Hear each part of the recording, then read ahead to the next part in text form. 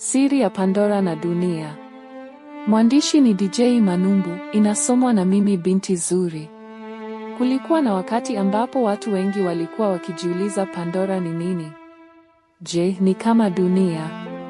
Maswali haya yaliendelea kuzunguka akilini mwa wengi, hasa baada ya kuonekana kwa simulizi ya ajabu iliyoonyesha ulimwengu wa Pandora. Pandora si dunia bali ni mwezi wa kubuniwa uliopo mbali sana angani. Ni sehemu yenye uzuri wa kipekee, ina misitu inayong'aa usiku, viumbe wa ajabu, na maisha yaliyounganishwa kwa njia ambayo dunia haijawahi kuona. Lakini kwa nini watu wanaifananisha na dunia? Ni kwa sababu Pandora ina vitu vinavyofanana na dunia.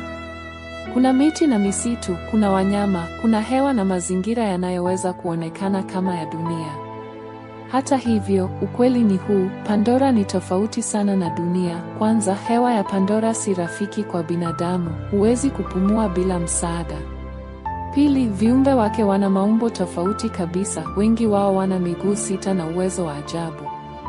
Tatu, mimea ya Pandora inang'aa usiku, kitu ambacho hakipo kwa kiwango hicho duniani. 4, kuna uhusiano wa moja kwa moja kati ya viumbe na mazingira yao kana kwamba dunia yao inayo ufahamu wa pamoja. Hapo ndipo watu wanapochanganyikiwa, wanaona kufanana kwa juu, lakini hawachimbi ndani kuona utofauti mkubwa uliopo. Kwa kifupi, dunia ni halisi, ni nyumbani kwa wanadamu. Pandora ni ya kubuni, lakini imechorwa kufanana na dunia ili watu waelewe kwa urahisi.